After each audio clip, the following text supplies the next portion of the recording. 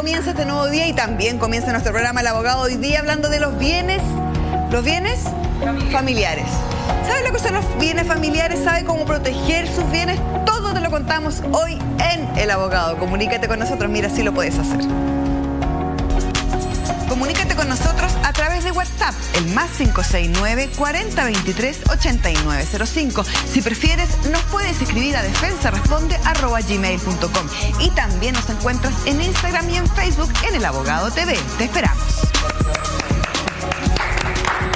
Querida Begoña Farías de defensafamilia.cl, ¿cómo está? Bien, ¿y tú, querida? Está muy linda con ese labial rojo, pasión. Rojo pasión hoy. Para comenzar el día muy bien. Y también estamos con Nicolás Núñez, amigo de la casa, psicólogo y director clínico de Origami, al que también le damos la bienvenida. Nico, bienvenido. Muchas gracias, Cristina, súper bien, muy bien, muchas gracias. Bueno, hemos estado riéndonos aquí mientras comenzaba el programa.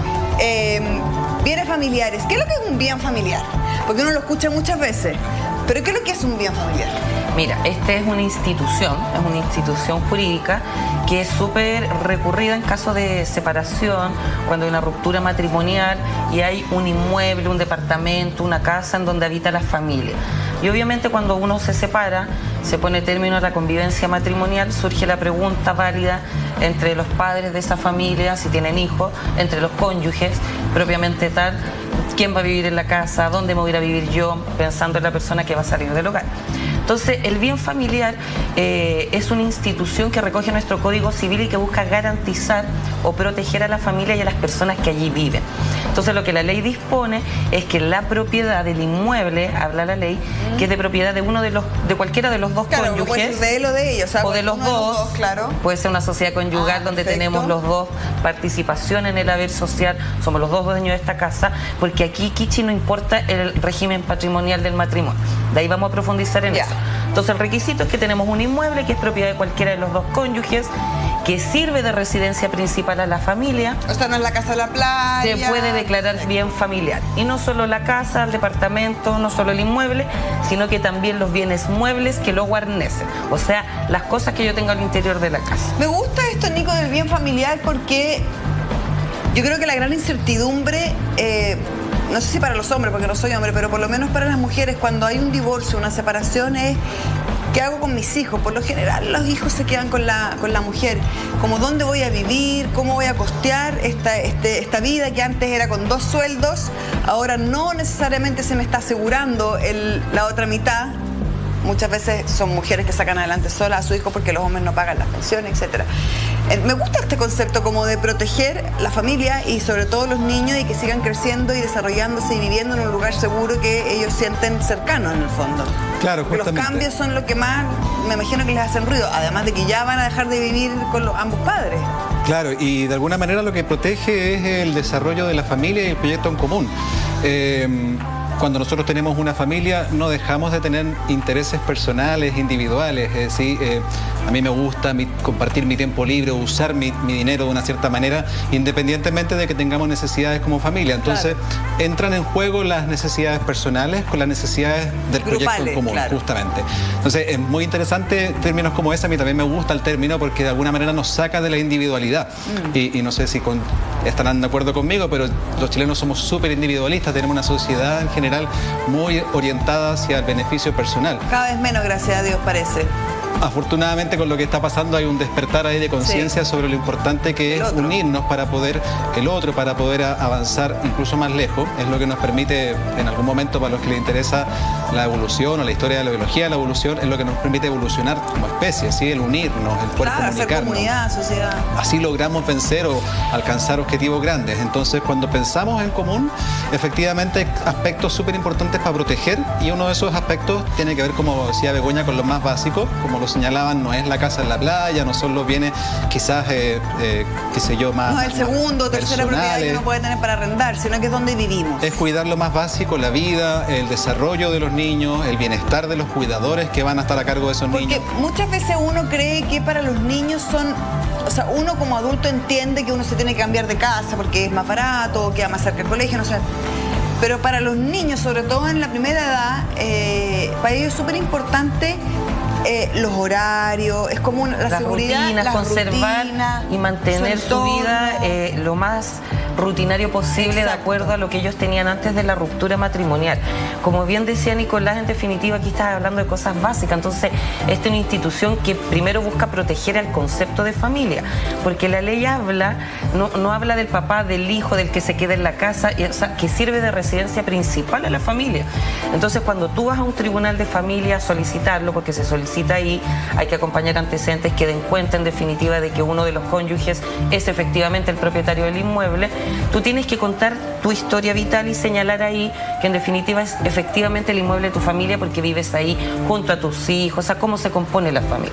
Entonces, claro, ahí surge una pregunta válida de qué se entiende, qué involucra un concepto de familia. Entonces, los tribunales, en definitiva, entienden que es el progenitor que se queda a vivir junto a los hijos. Perfecto. Entonces ahí podrían surgir otras conversaciones o discusiones. ¿Y qué pasa si nos separamos y cada uno detenta el cuidado personal de uno de los hijos? ¿O qué pasa en definitiva, como decían ustedes, si hay dos casas, yo me quiero quedar en esta y él me ofrece la otra? Entonces esas cosas uno las puede plantear válidamente en un procedimiento, ya sea para oponerse a que se declare bien familiar o solicitando por qué quieres que se otorgue. Ya, pero tengo varias dudas. La vieja se ríe porque yo soy más preguntona que la vieja a la esquina, pero bueno. Primero, porque uno muchas veces cuando hay divorcio está el tema de la plata que le da el que no vive. ¿Cómo se llama? La pensión. Pero no hables de divorcio, porque tú puedes dar lugar a una pensión de alimentos separado de hecho, todavía sin decretar divorcio. Ya, pero cuando la pareja, los padres se separan, dejan de vivir juntos, se separan de hecho. Uno tendría que dar pensión supuestamente al otro.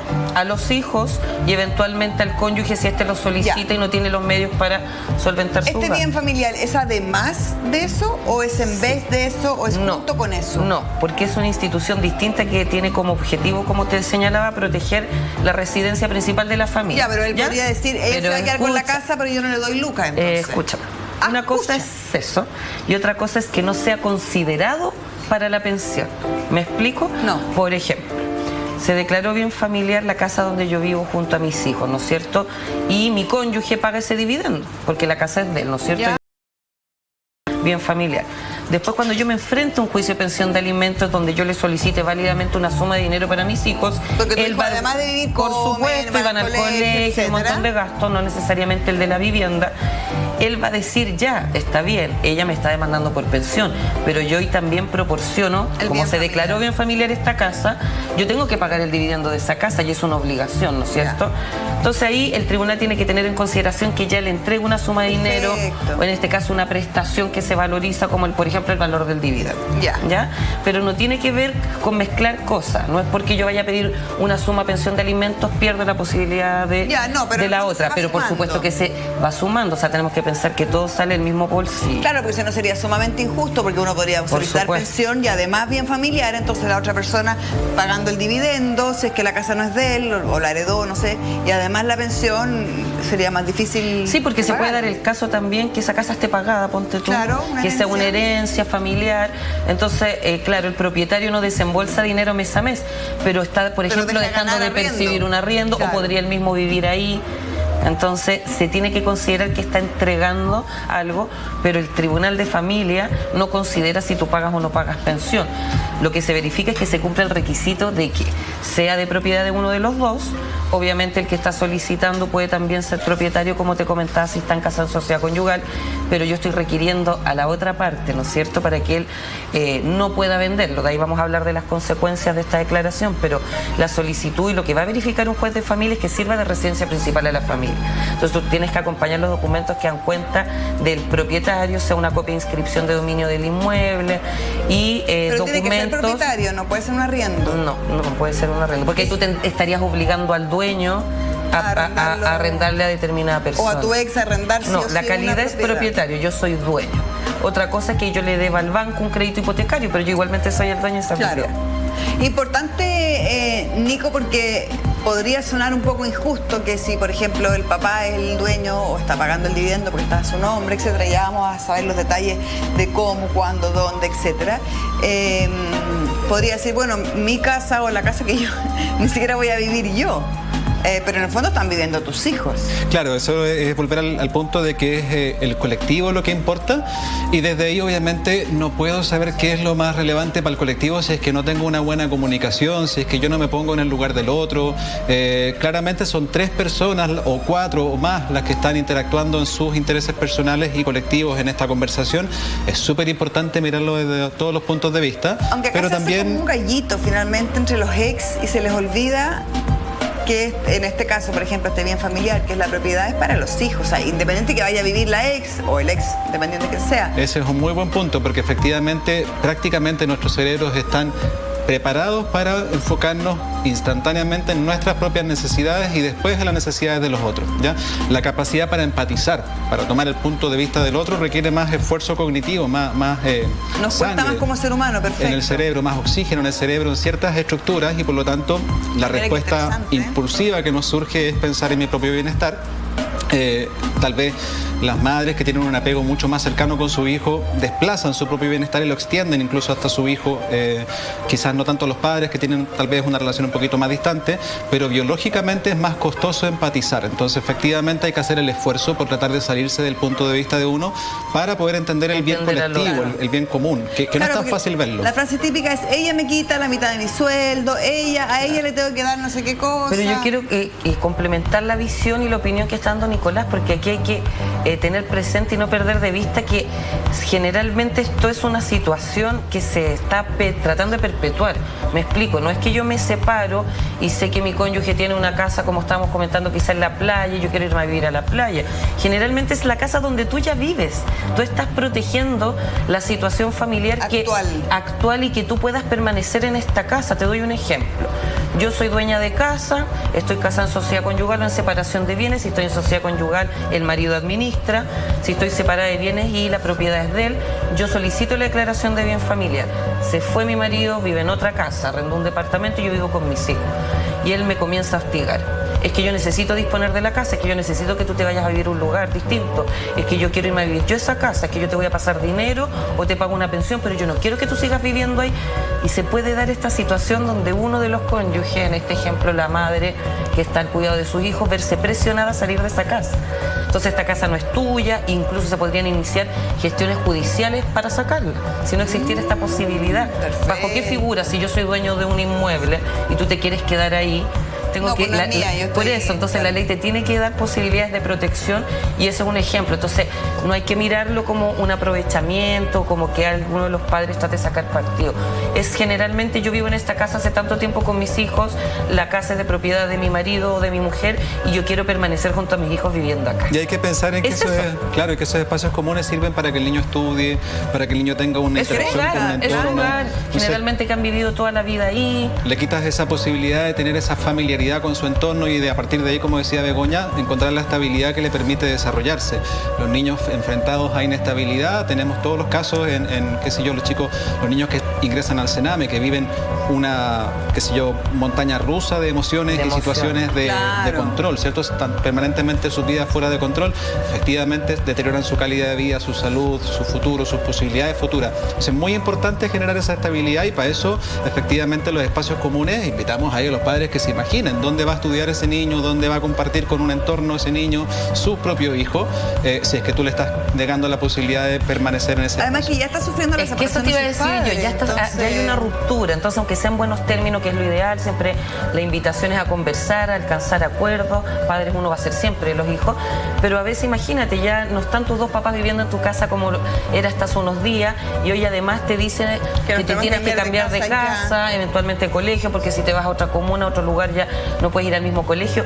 Uno obviamente genera redes, nosotros no vivimos solos, entonces salimos a jugar a la esquina con los amiguitos. Mi hijo es chiquitito, pero tiene un montón de amigos, te diré, a 2 cuadras a la redonda, entonces en el pasaje, en el condominio, y tú eso los desarraigas. Entonces imagínate lo doloroso para un niño que no tiene por qué entender, y ahora además, porque nadie está hablando de precariedad, quizás, como te digo, el progenitor dueño puede ofrecer un lugar súper cómodo para vivir, pero no es tu casa, no es tu hogar, no es donde tú has construido tu red y tus amigos. Ya, mi querida Bego, ¿Qué, cuándo, dónde, cómo, a qué hora, por qué? ¿Para qué? Ya, ¿por qué? Para proteger la residencia principal de la familia. ¿Qué son las residencias principales? ¿Qué cosas son? Se puede pedir la declaración de bien familiar del inmueble, departamento, casa, terreno donde usted habite, junto a sus hijos, junto a la familia. Y todas las cosas que están adentro. Y las cosas, claro, lo que pasa es que la solicitud incorpora eso. Ya. Yo pido bueno y solicito que se declare bien familiar y todos los bienes muebles que lo guarnecen. Entonces, se entiende que se está extendiendo esta solicitud a todos los bienes muebles, porque no tiene sentido que yo pida declaración de bien familiar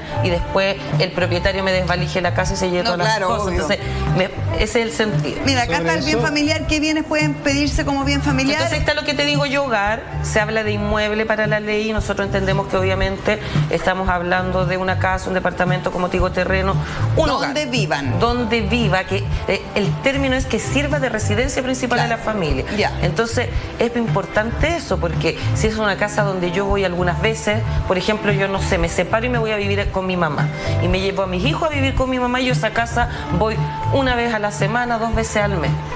No puedo estar pidiendo la declaración de bien familiar si no es mi residencia principal y no vivo ahí junto a mí. Ahí está en todo caso también los bienes. Bienes que guarnecen el domicilio serían los bienes muebles. ¿Y por qué el mobiliario. ¿Y por qué aquí dice otras propiedades? Porque ahí dice otras propiedades para distinguir que no se refiere a otras. O sea, si yo tengo más de una propiedad, tengo 2, 3, no sé, por como hablamos, recibí una herencia, una inversión, las razones que sean, no puedo extender este beneficio a otras propiedades. Como hablamos, por ejemplo, quiero declarar bien familiar la casa en la playa para irme de vacaciones en el verano con mi hijo, el fin, y puede tener un sentido súper lógico y familiar porque vacacionamos todos los años en esa casa, pero ahí no es la residencia principal de la familia, entonces se te cae otro requisito. ¿Y de qué depende de que te lo decreten como bien familiar? Que tú acredites la propiedad, que es del otro cónyuge, o como te digo, de los dos, y que sirve residencia principal a la familia. Aunque no lo creas, estos juicios te lo otorgan, incluso con los documentos que tú acompañas, en forma provisoria se inscribe en el conservador de bienes raíces. Entonces, esto se presenta ante el juzgado de familia, que corresponde al domicilio, pero ¿cuál es lo importante? Son los efectos, porque cuando tú haces esa solicitud, el efecto y lo que tú buscas es que esa propiedad no se pueda enajenar. ¿Y qué significa enajenar en palabras sencillas? Que no se pueda transferir, que no se pueda vender, que no se pueda ceder. Entonces, porque si no, ¿cuál es el sentido? Imagínate, me declaran el bien familiar y yo le vendo la casa a un amigo que tiene dinero y anda buscando una propiedad para comprarse, entonces te saco igual. No, porque si yo le declaré bien familiar, la tengo que proteger. Y la protejo a través de esa prohibición. Entonces eso se inscribe en el conservador de bienes raíces para que cualquier persona sepa que esa casa está declarada como bien familiar. Tampoco se puede arrendar porque ya está viviendo una persona. Es que si tú la arriendas, por ejemplo, yo solicito la declaración de bien familiar y luego la arriendo y yo cobro esa arriendo y me voy a vivir a otro lado. El propietario puede pedir la desafectación ante el tribunal y decir, ¿sabe qué, señor juez? Usted declaró bien familiar esta casa, era para que viviera mi señor y mis hijos, yo y ella la arrendó. Entonces ya no es la residencia principal de la familia. Solicito que se desafecte. Ahora, ¿se puede embargar? A la vuelta a esta pequeña pausa. Yo debo... como 30 veces mi sueldo. Cuando ya se venía mi jubilación, perdí la pega. Nunca pensé que iba a estar en una situación así, pero no sé, se dio todo súper rápido. Si estás sufriendo las graves consecuencias del sobreendeudamiento, puedes acogerte a la ley de quiebra para las personas y cambiar un yo debo plata por un yo debo salir adelante. Pero yo debo seguir luchando. Yo debo empezar de nuevo. Defensadeudores.cl. Tu tranquilidad es un derecho. Querida Bego, ¿se puede embargar un bien familiar? Se puede embargar un bien familiar. Y se puede inscribir también un bien embargado. Otra cosa son los efectos.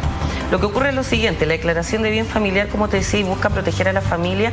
También la ley dice que esto no es para provocar un fraude a terceros, no es para yo perjudicar, por ejemplo, a acreedores, o si yo le debo plata a un banco, alguien podría decir, yo la declaro bien familiar y no pierdo mi casa. Entonces eso no es así.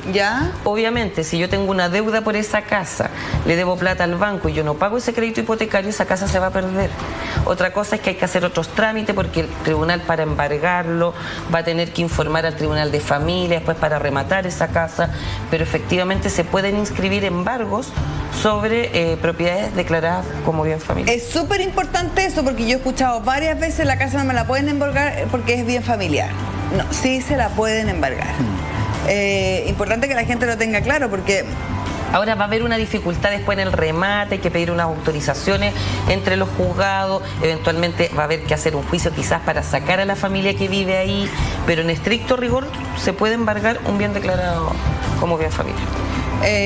Increíble, yo jamás habría pensado que se podía hacer de adrede declarar el bien familiar para evitar un embargo. Yo pensaba también en lo mismo sobre los bienes familiares para poder protegerlos. A mí me toca recibir de repente en la consulta personas que efectivamente están pasando por problemas psicológicos graves que les llevan a tomar malas decisiones, a de repente vender bienes para consumir droga, para consumir alcohol, para jugar. Ya gente que tiene adicción a los juegos. La casa no tiene deuda, pero yo debo en otros créditos. Igualmente te la pueden embargar. Claro.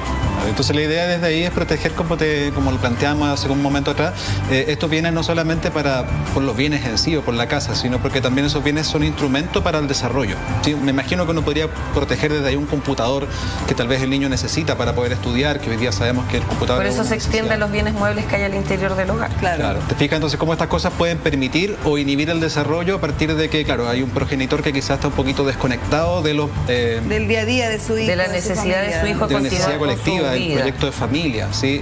Cuando hacemos un proyecto de familia, dejamos un poquito al lado nuestras propias necesidades personales, nuestras propias motivaciones personales por el bien del grupo. Entonces eso es importante protegerlo, es importante saber que los progenitores que están en esa posición pueden usar estos mecanismos para proteger no solamente los bienes, sino también los instrumentos que esos bienes permiten para el desarrollo. Ahora, importante como siempre la comunicación entre los padres, porque sin comunicación... Y no aprovecharse las situaciones, porque obviamente la persona que hace abandono en su hogar también tiene sus cosas personales, sus efectos, quizás, no sé, si hay 2 televisores en la casa o 3, se podrá también llevar uno para el lugar donde se basa. Creo que no hay que ponerse en una posición de intransigencia.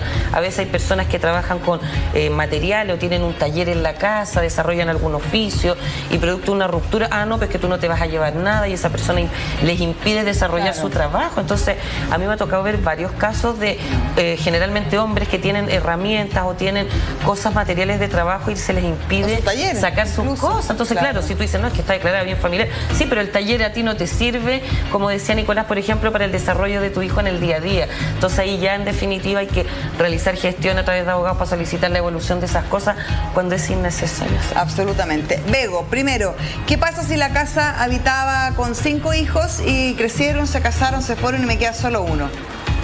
¿Sigue siendo bien familiar o el dueño de la casa podría pedir que ya le queda muy grande, entonces...? No, porque en definitiva igual ellos son una familia si él se queda viviendo, por ejemplo, junto a su mamá. Si tienes que no perder de vista que es residencia principal de la familia. La ley no habla de límites temporales. Si la vieron hace 20 años... Y el chico va a la universidad y tiene 24 y está estudiando... y si ni un hijo vive ahí ya no. Es que ya no es la residencia principal de la familia porque sería solo la disputa donde hay 2 cónyuges que necesitan habitar una casa. ¿Qué pasa si el dueño tiene deudas? O necesita la plata para, no sé, algo importante, no puede, nada. Si la tiene declarada bien familiar, no la puede transferir. ¿Y qué razones hay para que ya no sea bien familiar? Como yo te expliqué que esto se inscribe en el conservador de bienes raíces, que es el lugar donde se registra cada transferencia, donde está el registro de cada propiedad en nuestro país. Cuando tú vas a vender una propiedad, se habla de este estudio de título. Entonces tú tienes que llevar las escrituras de la casa, los certificados de hipoteca y gravámenes para ver qué limitaciones tiene, y ahí te va a aparecer que la casa está declarada bien familiar. Entonces el conservador no va a inscribir esa transferencia, esa venta, porque está declarada bien familiar. Pero entonces es un impedimento técnico legal, pero yo te puedo ofrecer vender mi casa y tú después me decís pero no puedo. Pero no hay ninguna razón por la cual un bien familiar termine de ser bien familiar.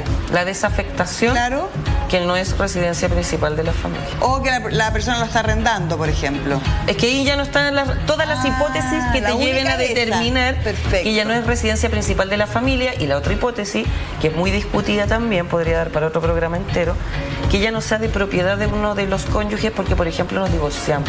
Ya no tenemos la calidad de cónyuge. Se decretó el divorcio. Esa parte. Sí, porque dice el inmueble que es propiedad de uno de los cónyuges. Y si yo me divorcio, dejo de ser tu cónyuge. ¿Y ahí no se puede declarar bien familiar? No, por supuesto, porque ya no somos cónyuges. Tiene que ver con que el proyecto en común se disuelve. Yo te estoy diciendo qué pasa si en el camino se declaró bien familiar y ya no estamos y nos divorciamos. Nos divorciamos. Se han intentado juicios para la desafectación. que los tribunales en un principio o en primera instancia han sostenido que efectivamente procede la desafectación porque ya no tiene la calidad de cónyuge. Ya, pero sigue siendo Pero eso han dicho los tribunales superiores.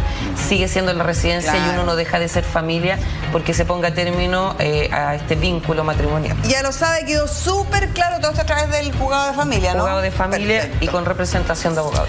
Le podemos responder, querido Nico y Bego, a la Catherine que nos mandó un WhatsApp al más 569 40 23 8905 y dice: ¿quién y cómo se puede solicitar la desafectación de un bien familiar? Es más o menos lo que estábamos conversando. Lo mismo que estamos conversando y aquí concretizando lo puede pedir ¿quién? El propietario. Por supuesto que tiene interés en que esta casa sea desafectada y ya no sea un bien familiar. Se solicita ante el juzgado de familia que declaró este inmueble como bien familiar y lo que se tiene que solicitar es precisamente la desafectación amparada, por ejemplo, en que ya no están los requisitos que la ley contempla para su procedencia. Por ejemplo, que no es la residencia principal de la familia. Súper claro por qué el desafectar. Desafectación, desafectar el bien. Perdona, ¿y podría un juez decretar en la casa Ahora bien... se puede desafectar también de mutuo acuerdo. Ya. Pensemos, mira, sí, se declaró bien familiar y yo en 2 años, no sé, tengo una oportunidad laboral en otra parte o puedo comprar una propiedad más cerca del colegio de los niños. Pongámonos de acuerdo, firmamos una escritura pública, la desafectamos. Perfecto. Y yo la puedo vender y te proporciono vivienda en otro lugar. Ah, perfecto. Se puede hacer de mutuo acuerdo también. Es que de mutuo acuerdo se puede hacer todo. La flexibilidad es un camino mucho más fácil de tomar cuando hay entendimiento, cuando hay empatía. Ahora, yo a mí me gustaría añadirle a esta explicación de cómo y quién lo puede hacer, que es muy importante que la gente se empodere, que pueda separar un poquito lo que decía la Begoña de las emociones, de mi objetivo, que es proteger el bien superior de mi hijo, el bien superior de la familia. ¿Sí? Cuando yo estoy pensando en eso, mis emociones, mi culpa, mi vergüenza, pueden esperar, pueden quedar un poquito al lado porque hay algo más importante que el proteger el desarrollo de esa vida. En este caso no es personal, es por el bien de los hijos, que son en común. Justamente, por el proyecto familiar y que desde ahí, no sé, me pasa mucho ver en la consulta que la gente se siente temerosa de iniciar este tipo de acciones porque tienden a pensar que son malas personas. ¿Qué mal visto? Mira. Claro, que se sienten culpables porque van a dañar al otro progenitor, que le están haciendo un mal y lo que en verdad le tratamos de decir a esas personas es que están protegiendo por un lado a la familia, claro. Y que la falta de hacer eso es exponer a familia al riesgo y ahí un poquito la gente entiende, oye, chuta, estoy dejando de hacer algo más que... Y si el otro por último no lo entiende, lo entenderá uno y listo. No, y lo importante yo creo que es la buena fe también, o sea, como decía Nicolás, hay mucho temor,